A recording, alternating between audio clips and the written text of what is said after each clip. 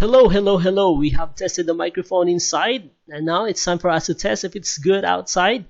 Para sa full video ng visit ko na ito, stay tuned kasi ipapakita ko sa next vlog ko.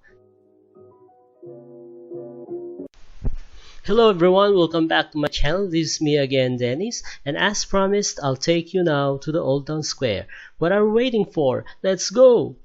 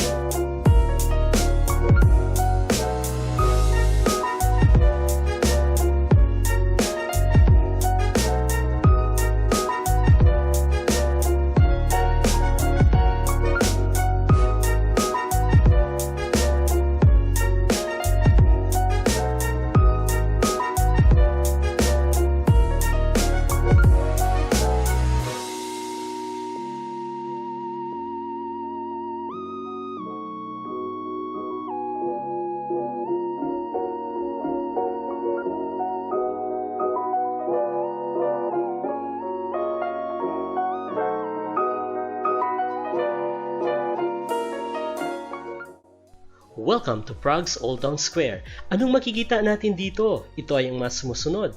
St. Nicholas Church, the Church of Our Lady of Tyn, the Old Town Hall, the Astronomical Clock, the Marian Column, Jan Hus Memorial, and the childhood home of Franz Kafka.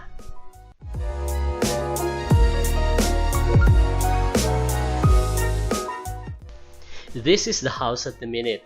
It is a typical example of Czech Renaissance architecture at ito din ang childhood home ng famous author na si Franz Kafka.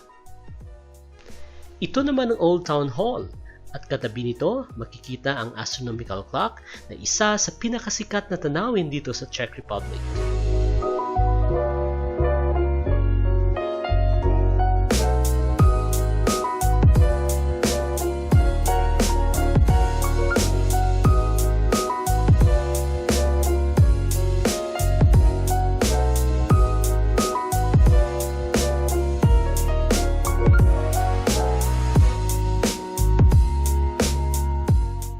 Ito naman ang Gothic-looking Church of Our Lady of Tyn, and this has been part of this place since the 14th century at meron siyang dalawang towers and a Gothic, Renaissance, and Baroque interiors. Ayon sa isang legend, itong towers daw ang nagbigay inspirasyon kay Walt Disney para sa Sleeping Beauty Castle. Tara, pasok tayo sa loob. Ang ganda, di ba? Parang nakakamanga, as in, ang ganda-ganda talaga.